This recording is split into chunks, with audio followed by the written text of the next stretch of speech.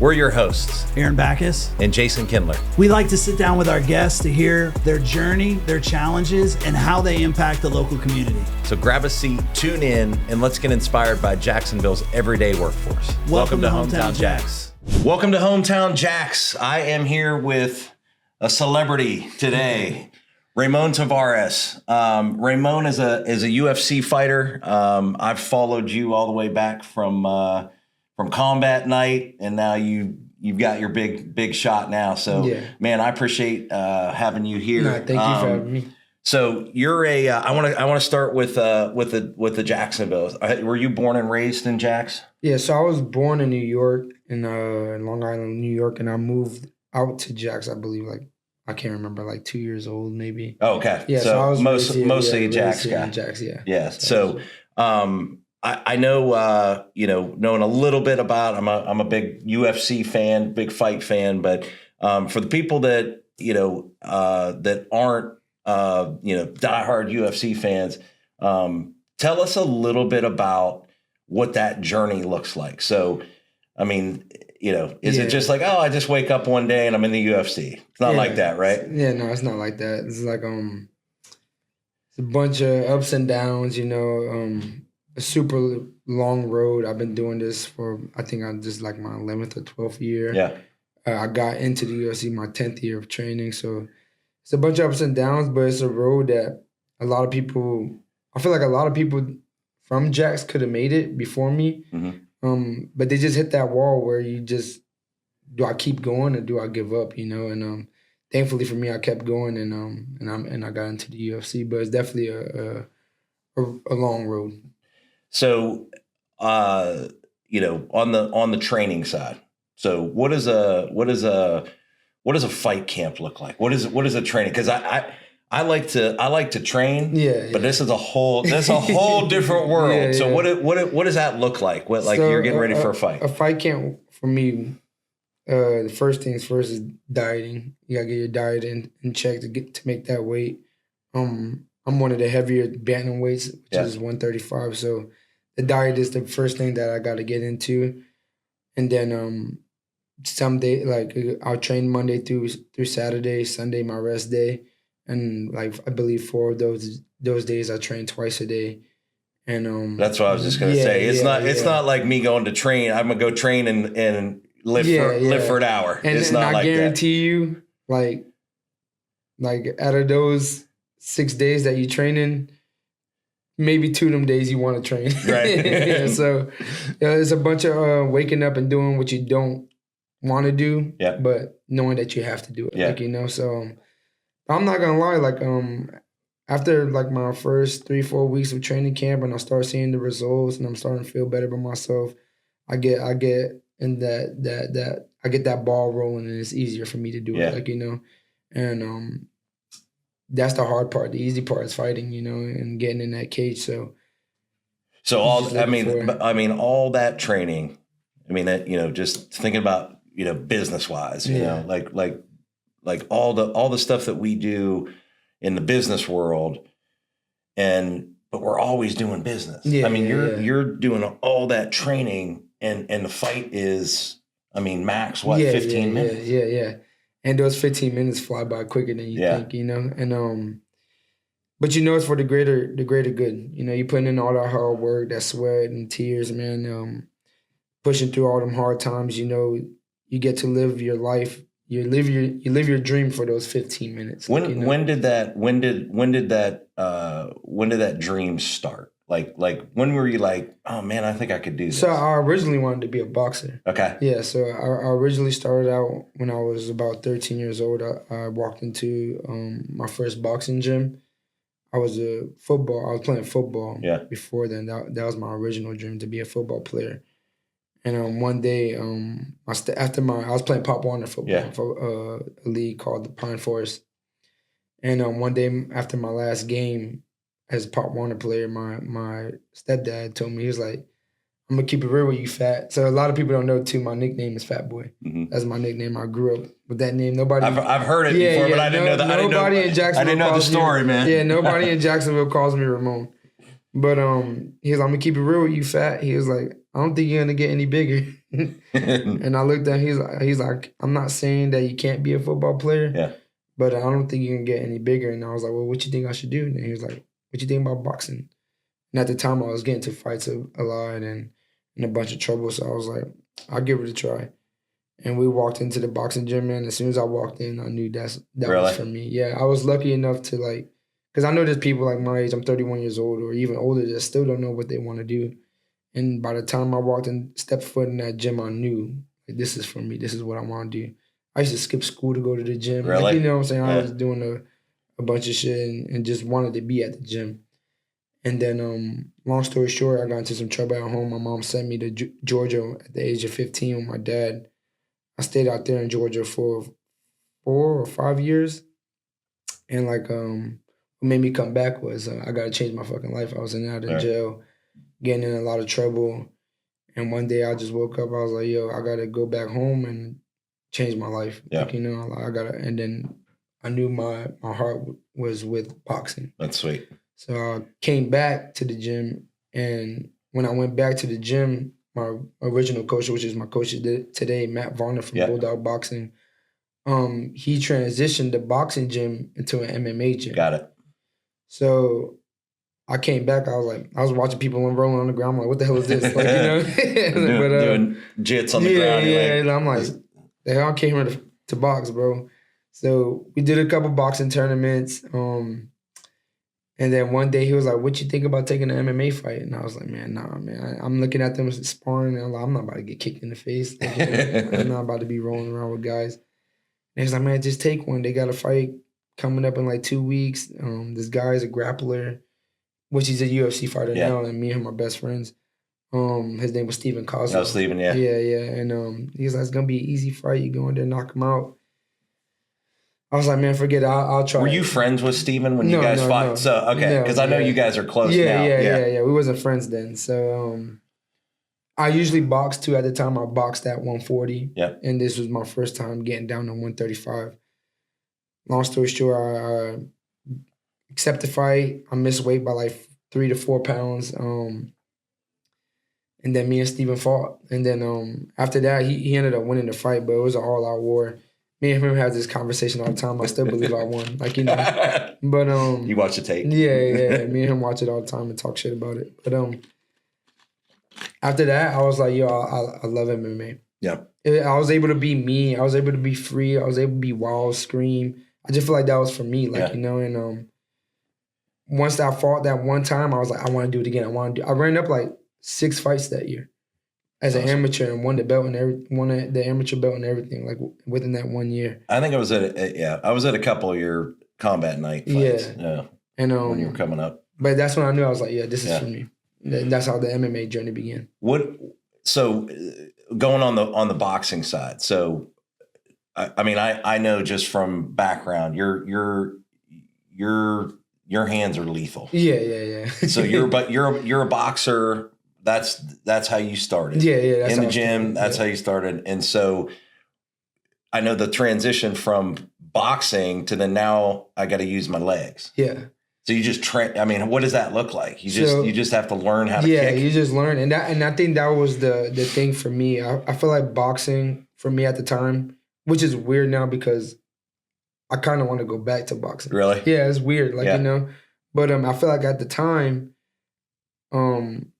I was learning new stuff. Yeah. Like, you know, boxing was the same 1-2 jab hook. Like, you know, and like you always get better. You can always get better within the boxing. But I was like, damn, that's cool. Learning how to kick, learning the grappling aspect. Like, you know, and I was like, I'm becoming a dangerous motherfucker. Like, you know what I'm saying? Like, I could do all of this. Right. Like, you know, and that's what just made me like wanting to learn more and more and more. And I just started learning how dangerous jiu-jitsu was and having my kicks, like, you know, and it was hard in the beginning. Like, it's always going to be hard whether you start something new, learning how to kick and stuff. But once you get it and you keep up that dedication and putting that time in the gym, people think you're going to get it within, like, the first month or 2, man. It takes years, man. Like, you know. Yeah, but that's what made me fall in love with it, was learning new things, putting new tools in my arsenal. So, and that's, I can't imagine. Yeah. But when you love it, it just happens. Yeah. And I know you've had. I mean, I know some of the guys, the trainers around. I mean, there's some talent in Jax. Yeah, no, it really is, man, and it's. I feel like it's sad because I don't feel like Jacksonville get the recognition that it deserves. Like I said, I'm one of the five UFC fighters here in Jacksonville.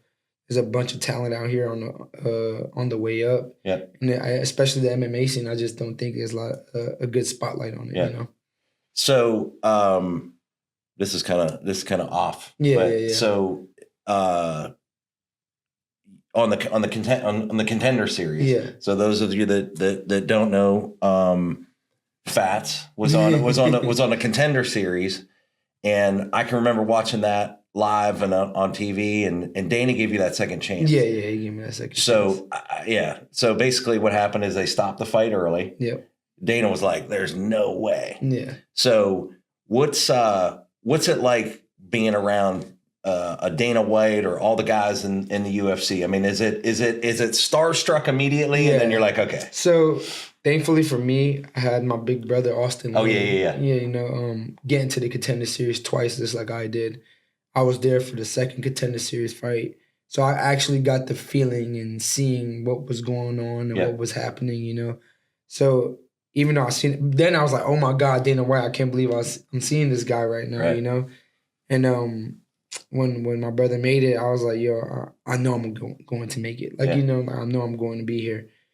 And but the second time it was like deja vu, like I've been here before. Yeah. And when I see one of my teammates or somebody I care for fight, it's like more nervous wracking for me than when I fight. Like, what I'm saying? It's like the nerves kick in, my palms be getting sweaty. I'm like, it's like, because I know I can't help them, But when I'm fighting, at least you can control it when you're in there. When I'm in there, I can control it, So I kind of felt that feeling before, but it was still something new, especially like it's so quiet. Yeah.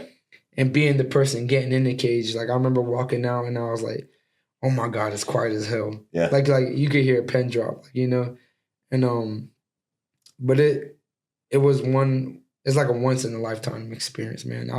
I wish I could do it again, because I will, because it was like all eyes on you, 10 times more intense, and that was probably like the hardest thing I ever did in my life was to do that, because I'm like, man, fuck, like if I fuck up now, everybody's gonna see, like nobody. It's not like a big crowd and everybody's entertaining each other. It's like everybody's just locked in on you. Well, and I mean, it's got to be hard too. I mean, I'm guessing is that like, especially being on the contender series, like this is your shot. Yeah. Like all the pressure is on. So you're getting a UFC contract, or that might be the last time. Yeah. And that's the hard that part. pressure, man, I can't imagine. So, like I said, that's when your training, your preparation leads up to that. Like, you know what I'm saying? Because if you're not doing the correct things, you're not going to feel like you're going to deserve that shot. Like, you know, so me putting in the work, going to California, working with Uriah Faber at Team Alpha Male, and doing all the things I needed to do made me feel like I was supposed to be there. Like, if you're not doing that and you're going to the contender series, you're going to be in your head like, oh, shit, I should have did this, I should have did that. But I did everything I needed to do.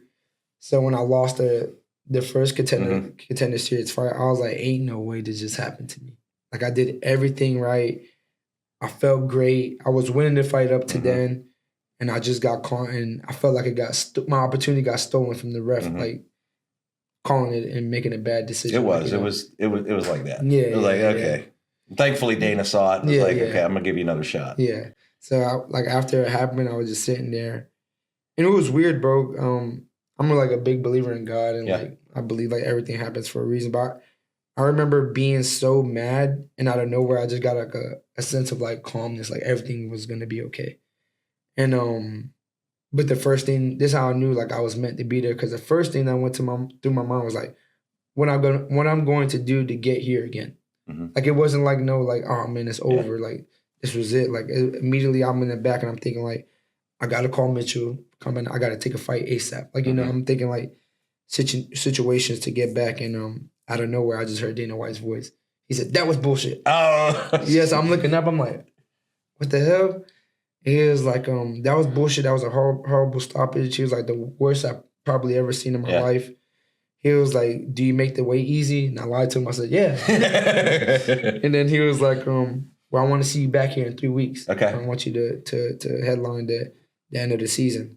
So I said, okay. So I came back. I believe it was my son's birthday. Yeah. So I came back for his birthday, spent the weekend here, and went back to California, went back to training. Then I went back and got my contract. That's amazing. Yeah. So, and that you talked about Uriah Faber. I mean, is that pretty common that okay, you're here and then you go to like a gym that's a different city? It's pretty common. Like is the people behind you, man. I ended up meeting a great guy. He's one of my best friends, one of my managers named Gerard Roxborough. He actually shot like a whole documentary about me. Like we got in the books right now working. And he started off from like the Martin Day fight when I first won my professional MMA belt, and he introduced me to Uriah. And then got me out there with Uriah. I got lucky. Like, a lot of people don't get that opportunity or get lucky like that. And ended up meeting with Uriah. Love the gym out there. Love how they operate out there. And ended up signing with Uriah and Vayner Sports, and they're my manager right now. So Gary V. Yeah. So all of them work with me, and I'm just lucky and I'm blessed, man. Yeah, man, that's awesome. Yeah. So you so Contender Series, you get your contract, and they go, okay, well, we're gonna run it back. Yeah. So what's it like? Because that was in January, right? Yeah. January when I made my UFC debut. So UFC debut in January, and what's that like? Is it a different level? You're like, okay, now I'm fighting on a pay-per-view. Now I'm on a pay-per-view, and I mean, what does that feel like? It was weird for me because a lot of people don't know this. Like when I got my contract, I was like happy as hell. Like, yeah, I made it. But I kind of lost like motivation to keep fighting at the time. Yeah, because like a lot of people know, I lost my brother in 2019, and my whole journey to get to the UFC was because of him. And in my mind, I put, when I make it to the UFC, everything is gonna be better. Like, and I worked so hard to get to the UFC to realize when I got to the UFC and got my contract, everything was still the same.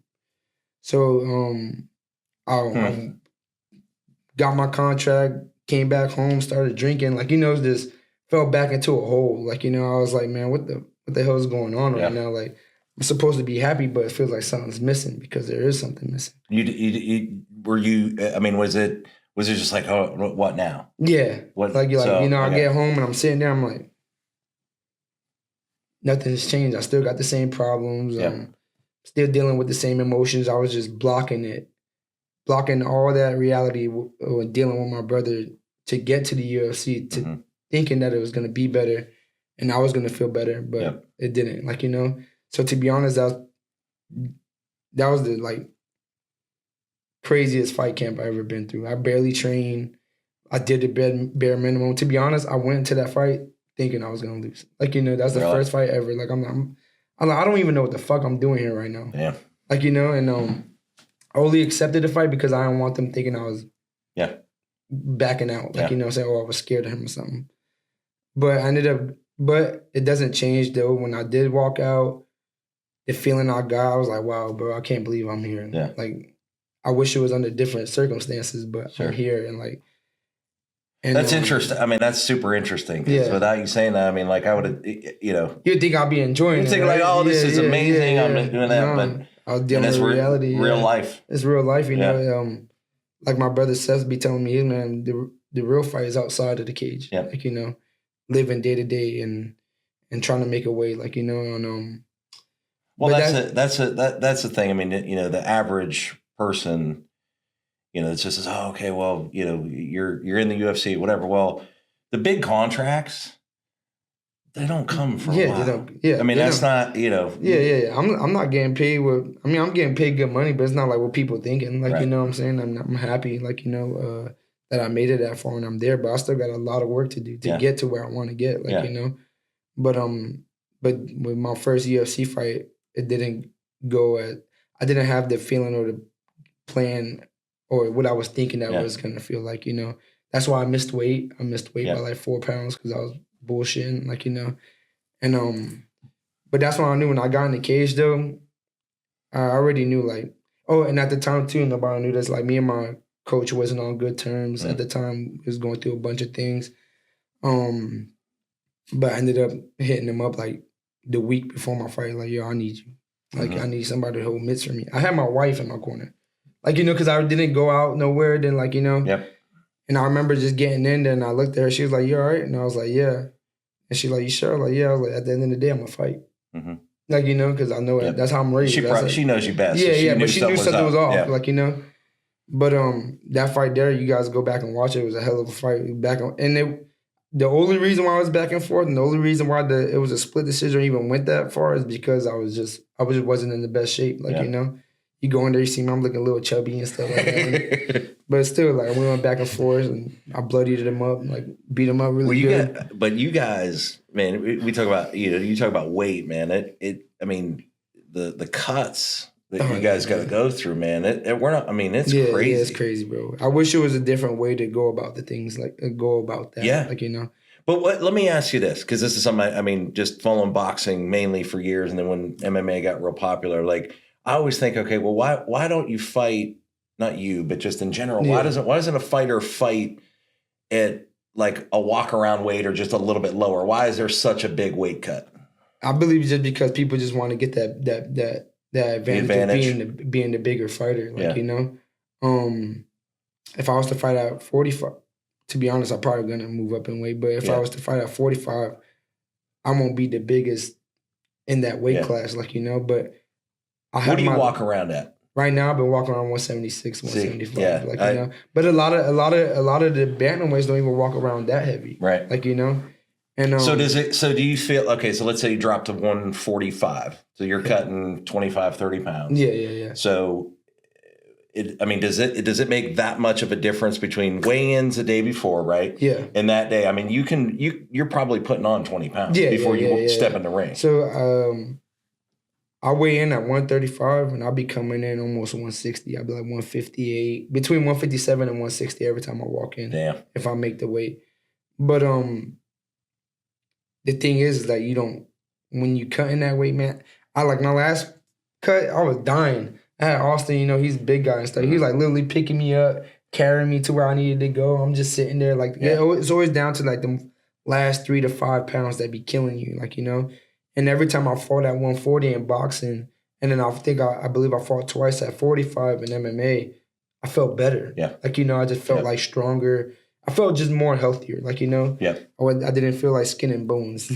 But well, I mean, if you think about that, if you're watching this right now, like that would be like, okay, I'm going to drop 20 pounds in a week. Yeah. Or a few days. You're just, because I'm cutting 15 to anywhere between 10 to 15 pounds the week of in just water weight, like, and it's just wild. So I believe that within this time that I'm taking off, I'm gonna just go ahead and keep hitting the weights and put a little bit more. I'm gonna put a little bit more size on me with the weight, not just weighing that way, and then probably make the jump up to 45. What is what's the next steps? What's it look like now? So a lot of people don't know this either. Like with the last 3 fights that I've fought, I've been dealing with a knee injury, and I got ACL surgery back in 2017 when I was an amateur, and it's been fine. It's been fine leading up to like 3 fights ago, and it's just been giving me problems after problems after problems. I've basically been fighting really one leg like my last 3 fights, and but my last fight, it showed that I need both legs, like, and I think he knew something about it because you go back and watch his last fights. He never spammed knee, especially oblique kicks, like aiming at your knee. He never threw those before. And he was aiming at my knee. Thank God it's my back leg. So he was just beating up the leg that wasn't hurt. But it prevented me from switching. I switch a lot. I move a lot. So it prevented me from switching. And it just showed like at this level, I need to have all my tools. Like, So right now, tomorrow I go get an MRI again on my left knee. They were trying to do the ACL surgery again before my last fight, but I needed the money for Christmas and stuff like that. So I was like, no, I'm going to fight and I need a little bit extra money. So they're gonna do the MRI I tomorrow. mean, but if you think about that, man, I mean, Yeah. you know, like just what I was saying in regards to the money side, it's Yeah, like yeah. you're fighting on a bad leg because you need the The money. money, exactly. Yeah. Like, you know, and so I ended up fighting with the bad leg. Mhm. When they needed to be real, I was surprised the doctors even cleared me because he was like, man. So basically, what he said, my ACL is attached, but since it's been so long, he said it's basically like a rubber band. Mhm. And when you keep stretching the rubber band for so long, it becomes like Yeah. loose. It's not Yeah. tight anymore. So he's basically like, the ACL is attached, but it's not doing it. It's not Mm. benefiting my knee. So they just want to MRI on it again. So more than likely, I'm gonna get the surgery, take the time off, rebuild the strength in my leg, put some more size on me, and then probably make the jump up to 45 and return. But every time something like this happened to me, like a situation that's like not what I want to go through, I always come back 10 times better. So It's awesome. yeah, I'm looking forward to it, to be honest. Let's talk a little bit about that. So, you know, with anyone, but I know some of your past, like you've dealt with some adversity. Yeah, man. And I dealt with so much, man. A little knee injury is not, and I've been through it before. It's not going to stop me because I can't stop. Like, you know, so I had to come up with stop feeling bad for yourself. Yeah. Like, you know, a lot of people feel bad for themselves and they be like, why me? Why is this happening to me? And I used to be that person. But now I'm like, man, and don't get me wrong, I have my days like, fuck, why is this going on right now? But I look at myself in the mirror and I'm like, why are you going to complain about it? You can't stop. Yeah. Like, you know, so just suck it up and deal with it. It's that victim mentality just in general with people, man. I mean, it doesn't do any do you good. no good anyway. Like, you know, at the end of the day, you're still going to have the same problems. You're still going to have to deal with it. So it's like, you're either going to man up and deal with it or you're just going to let that shit drag you down, like, and make it worse, like, you know. And don't get me wrong, I didn't have this mindset until like recently, like, you know, I was always like, man, fuck, this is some bullshit. Why is this happening to me? Always making things 10 times worse, drinking. I'm a big drinker, but drinking wasn't making it better, like, you know, and but I ended up just having that mind switch. It was weird though, because I had to, it was literally my last fight camp. My mindset just started changing and I started not running to the bottle and like, yo, I got to deal with this head on because if I keep doing that, I'm never going to get over the things I'm dealing with. I've been there. Yeah. I've like, been there. Know, it doesn't make things better. Like, you know, so it's like, I got to suck it up. Like, you know, and went months, almost been like a year now. I wasn't running to the bottle when shit was getting bad. And now I'm just like in a better mindset. So I feel like this time, I feel like everything happens for a reason, man. God just let me sit still. I'm about to change locations, like, you know what I'm saying, and get to a better state with better training and stuff like that. Everything's happening for a reason. We don't want you to leave, man. Yeah. Nah, man. I feel like Jacksonville, man. I love Jacksonville. Yeah. I'm always gonna be a Duval baby, but I heard you in the ring. Yeah. Duval. Yeah, I'm always gonna be a Duval baby, but I feel like in order for me to flourish and become the fighter I want to be and know I could be, it's got to be outside of Jacksonville. Like, you know, it's because number one is the training. And don't get me wrong, there's great coaches out here, there's great gyms out here. I just feel like everybody don't work together as we should, like, you know, as a MMA community. And getting everybody under one roof, training at different gyms, like, you know, we have a lot of talent, a lot of good coaches, but I just feel like I just need every great fighter. Different levels too. It's different levels, man. Like I go out to Vegas, I hit the UFC PR, and man, they're like levels ahead of us. They're like light years ahead of us, like, you know, and it's just like, you just gotta go out there. I mean, if you got the opportunity, I mean, I do, like, you know, so I gotta take advantage of it. Because I mean, just, you know, like I said, watching your fights. I mean, I know the talents. There. Yeah, and so, I got there just with my hands, like, you know, and I haven't been able to even show. Like, I got a few submission wins, but I haven't even got to fully show my wrestling, show my grappling, like, you know. And one of the main reasons was because of my knee, like. Like my last fight, I wanted to take him down so bad, but I was so scared to blow my knee out. Like, you know what I'm saying? So it was like, I'm looking forward to that. Yeah, I mean, shit, at that level, you need all your tools, man. Like, I'm looking forward to getting this surgery, rebuilding myself back up, going out there, getting the better. That's good, man. You'll make it. Yeah. I know I will, man. It came to a point where it was like, I'm either gonna let my talent, not get to where I know it could be, or I could just take them sacrifices because I have these opportunities and and make the most of it. Like, you know. That's awesome. And it sucks because like you gotta leave your family, your friends behind, and a bunch of you comfortable here. That's another thing. A lot of people just get comfortable. Yep. Like, you know. So Dude, comfort will kill you. Exactly. Anything exactly. like in business. That's why I tell my team all the time. Like it doesn't matter how successful you are or whatever. Like you get complacent, it's done. It's done. That's done. all. That's your max. Yep. Like, you know, that's all you ever be. And I don't ever want to be comfortable. Like, you know, I'm scared to be uncomfortable. Yeah. And I find myself being comfortable sometimes. Like, you know, and every time I leveled up was because I put myself in an uncomfortable position or situation. Like, you know, and so I'm looking forward to that. Like, and I'll be telling my friends all the time, like, bro, like you just comfortable, man.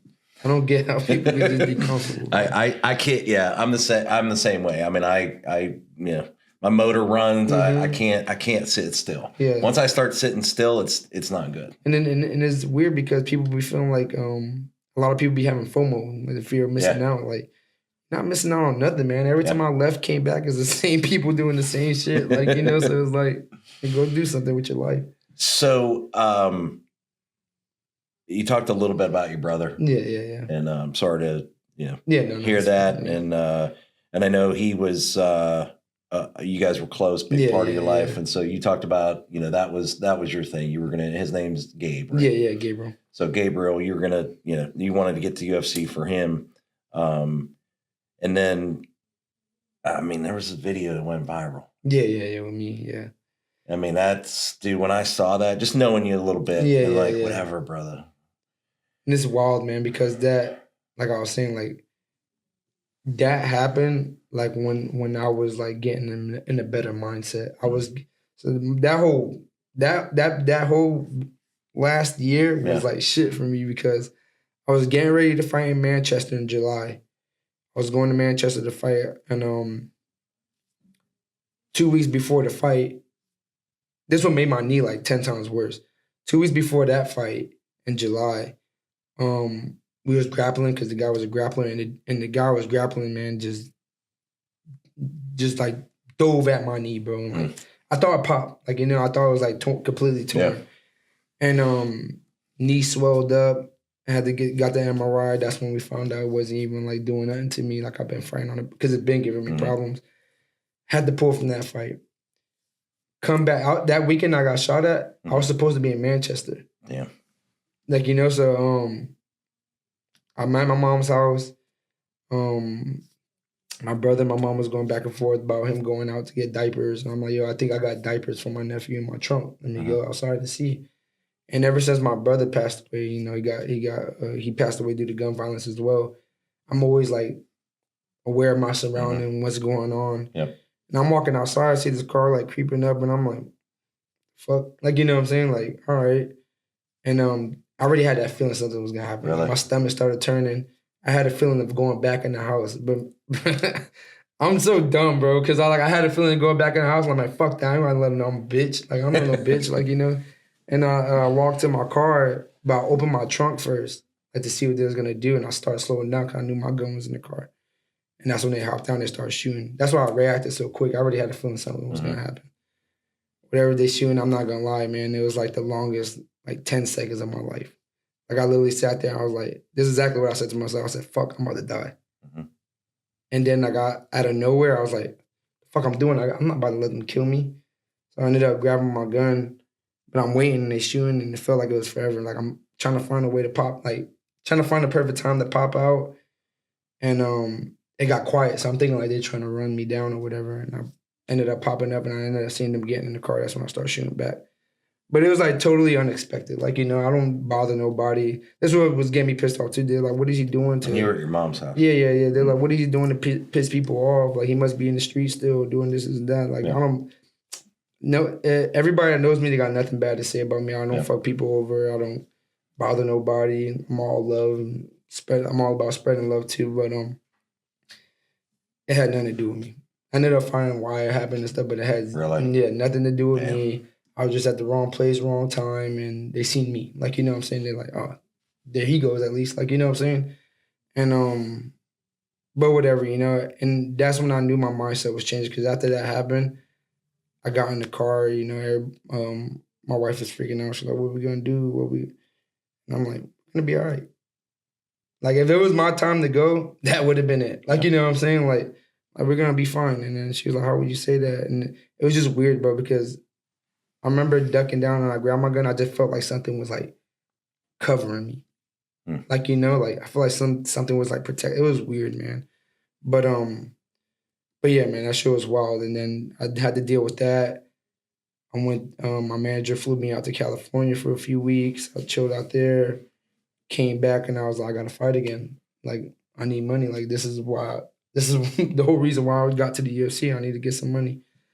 And they were trying to do the surgery. I was like, it's about to be Christmas time. And so I've been dealing with all that last year, like, you know, and now we're leading up to that's yeah. I mean, that's a lot to deal with other than just training. It's like the knee is like, even if they ran me down, I can't run. Cause it was like, that's like, that's when it happened. Like, you know, so my knee was like super swollen and stuff. I was like, so it was just, it was a wild ending of my year last year, but I'm looking forward to this year. So and I'm sorry that happened. Yeah, I mean, that was. Trust me, I felt bad. I was feeling bad for myself when I got to California, and to be real, I was expecting like, yo, the UFC.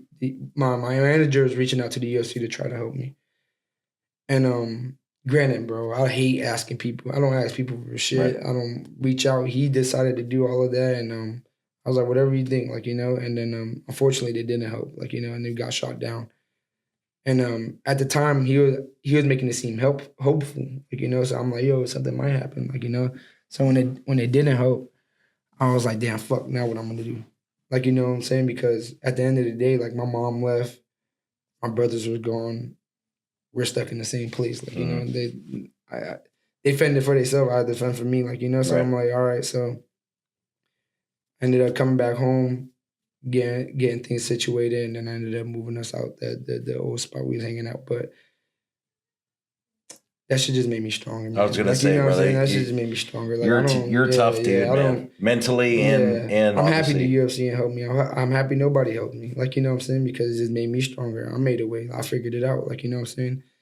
And they can never throw nothing in my face. Nobody can. Like, they ever said they did anything for me since I was a kid up to now. I did all this on my own with the little bit of support that I had, and now it's crazy that I got a lot of support. Like, and to be real, it's crazy because it's not from the UFC. It's not from my family. It's from people I don't even know. Yeah. Like, you know what I'm saying? Which is wild. It blows my mind. But people really, there's people out there that truly believe in me and know that I could reach it to a level that nobody here in Jacksonville took it to. So I'm very grateful for them people that's looking out for me and supporting me and helping me along with my journey, you know? You're going to get there. Yeah, man, I know. It's at a point where I feel like I've seen your interviews before, man. I'm like, dude, you're going to be there. There was points where I was like, man, it felt like I was never going to get there. And it's crazy because I'm just coming off a loss. Yeah. And that shit didn't stop. Like, it made me more motivated. Like, it's like, because I know I wasn't there 100%. Like, you know what I'm saying? I know the truth behind everything. I just don't run. There's a lot of fighters, I can't stand this shit. There's a lot of fighters that will lose and just run to the internet and tell them why they lost. Like, you know what I'm saying? Explain, I lost because of this, I lost because of that. Yeah. No, at the end of the day, you signed a contract, you got in there, you lost. Yep. There's no excuses of that. And I had a million excuses. And another thing, like, nobody know, the week of my fight, my mom's house got shot up again. Damn. Like, you know what I'm saying? Like, nobody don't even know that. I made no excuses. I was dealing with that. And that's why when I went into fight too, I wasn't like fighting to win. Like, you know what I'm saying? I was fighting to highlight them, to hopefully get that 50,000, make a change for my family, get them out of there and fix things. But man, that loss was the best thing that ever happened to me, to be honest. Really? Yeah, man. Especially like with the people that was around me, what I was going in there with the intentions to doing things for, and what I was gonna use the money for. And when I lost and things didn't go my way, everything played out how it was supposed to. Yeah. Like, you know what I'm saying? Everybody showed their true colors. And that's what you need, man. Sometimes you learn more from your losses than your wins. And I'd rather me lose now. That's good advice right there. Yeah. That is good advice. People will be blind to it. Like, at first, I'm not going to lie, that shit was eating me up. I'm like, man, I can't believe I just lost. Like, damn. Like, you know what I'm saying? And then days and weeks was going by, things started getting exposed. I'm like, that's why I lost. That's why I didn't get what I thought I was gonna get. Like, I felt great other than my knee. I was like, this is why it happened. And now I'm just happy as hell that it happened. Like, cause I learned so much, not only from myself during that fight and how to deal with a loss. Like, 'cause that's the first time I ever went in there and lost a decision. Like, that means he beat me. Yeah. Like, you know what I'm saying? You go in there and get knocked down, like, oh, he knocked me out or he stubbed me. Like, but no, he actually beat me. So I'm like, I learned, all right, I gotta get this surgery. I gotta get out of Jacksonville. I gotta start upping my training again. A lot of it dealt with like the mental thing too. Like I was scared to leave, scared of leaving the people behind that I thought cared for me and stuff like that. But now everything just gave me a clarity of what I need to do. Like, and I'm set on that goal and I'm going to make it happen. That's awesome. Mm-hmm. Yeah, so. that makes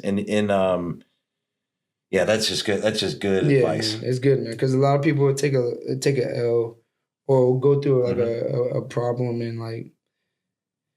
and they'll just be stuck on that problem, stuck there, man. If you could just figure out how to get people take losses every day. Yeah, bro. You just, I lost my brother. Like, that's the biggest loss I ever took. But so losing a fight or losing anything in life was like nothing to me. So it's like, okay, how can I get around this? What can I learn from it?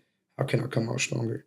And every time I ever went through some shit, I always came out stronger, Whether I was in the right mind space or not, I ended up becoming a different person. Like, I'm happy I'm the person I am today. Like, Well, man, we're rooting for you. Yeah. We are rooting for you. So, and on the family side, you got what you get. I know you're married. Yeah. I got 4 kids, 2 girls, 2 boys.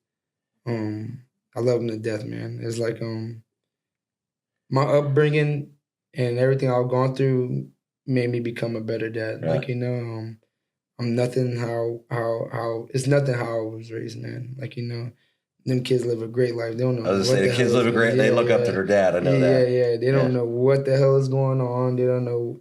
All they know is that their dad's a UFC fighter and that they're living a good life. Like, so that's all that matters to me. It's funny though, cause like you don't realize all your hard work until your kids show you they appreciate what you do for them. Like, and my oldest, he's 10 years old. And the first second he gets to brag about me, boy, he's bragging. Of course he is. So that makes me happy. Like, I was gonna say that being a dad myself is like, man, that's got to be that's the proud moment right there. As long as and it could be the bad moment too as a fighter. Like, when I lost, man, he took it harder than me. Like, what I'm saying, I had to look him in his eyes, but that's an opportunity for me to show him how do you overcome that. Like, and I'm looking forward to showing him that. And when he gets older, he'll learn everything I ever been through and got into the position I am today. And I'm just happy they got somebody that they could look up to, man, because I had nobody to look up to when I started this journey. And I feel like if I had somebody to look up to, it'll make it easier. Yeah. Like, I was a big boxing fan. I'm like, yo, look at Floyd Mayweather. Like, I would never get like that. I'll never be like that. And now I'm like, I know I could get there. Like, and that's just me just building off the self-motivation. Like that. Would you ever consider boxing? Yeah. I was just talking. Jake Paul? Yeah. I was just talking, man, that money's just different. That's a different money. But that's after my MMA career. Like, I enjoy MMA. I enjoy the UFC. I'm very grateful for them. And but yeah, boxing is definitely not out of the picture for me. That's something like I want to do like soon. Like I want to make my little run in the UFC. Yeah. Make my money, and then I want to make my little run in boxing because that's just being I grew up a huge boxing fan. Mm-hmm. Tyson, that was but I was in Vegas for Wilder Fury 2. Okay. And dude, I feel like it was like my transition where I was like, okay, man, UFC is way more exciting. Yeah. So it is the reason why the UFC is way more exciting is because the people. Yeah. The people there are wild, they're reckless, they're fun. Like, what I'm saying? In boxing, they're more like classy, watching. But what I love about boxing is that you live by the sword, you die by the sword. There ain't no taking. Don't get me wrong, I love MMA. I love taking people down, I love wrestling, the grappling, all that stuff. But you living and you're dying by that sword. So it's like, who's the best out of these, out of your 2 hands? Like, that's what I like about it. Yeah. So it's like, if you lose, you lose. You lose into the better fighter, like Yeah. you know. But Well, hopefully, I know Dana White's doing. I just seen that too. Yeah, he just his thing started a with little boxing promotion or something like that. Yeah, because I mean, pretty much the promotional side, in my opinion, in a fan's perspective, is. I mean, it's been dead. Yeah, no, it's been dead. Definitely So for hopefully boxing, he'll be able to, especially for boxing. The promotion has been like, but like you know what I'm saying. But I'm pretty sure Dana White could take it to like another level. Yeah. Man, he has a lot of eyes on him. A lot of people know about the UFC. Like for instance, a lot of people be like, instead of saying like you do MMA, they be like you do UFC. Yeah, because that's what they know it for. Yeah. They know UFC. So I'm pretty sure he could get a lot of eyeballs on it. Yeah. Mm-hmm. Anything you want the people of Jax to know, the fans, anything? Because I've sincerely enjoyed our time. Just getting to know you a little better. I knew you on the surface a little bit. But man, you're a good dude. Yeah, no, thank you, man. I appreciate it, and I appreciate you for having me. If I could tell anybody anything, is don't give up. Like you know, there's many times where I feel like it was over. I feel like I was doing a bunch of nothing. Mm-hmm. I feel like all the work I was doing at times was for nothing. But if you just keep pushing forward, man, you never know what's on the other side. Like, you know, to all the young kids out there growing up in neighborhoods that I grew up in, man, there's so much more to life. There's so much more out there than just what you see in your neighborhood. The UFC has shown me so much, man. I've been to places I never thought would ever visit. They introduced me to some of the greatest people I ever met. People I never even thought I would meet. Like for instance, I met Mike Tyson. Like you know, really? So it's like if you just keep pushing, man, find a goal, find something that you want to do, just keep pushing, don't give up, and just know that, man, there's always something better on the other side. And Jacksonville has a lot of talent that a lot of people don't know about, and it's unfortunate that they don't do enough to put a spotlight on people like that. Like, you know, we might get a little shot at the news and stuff, but I know there's more they could do, like, you know. Yeah. But yeah, man, I love Duval. Awesome. Well, man, it's been a pleasure rapping with you here. No, I appreciate it, and thank you for coming on. Thank you, man. Thank you for having me. The Hometown Jax podcast is recorded and produced by First Coast Mortgage Funding, located in the heart of Jacksonville. Do you want to be our next guest? Visit our website at hometownjaxpodcast.com. We can't wait to hear your story.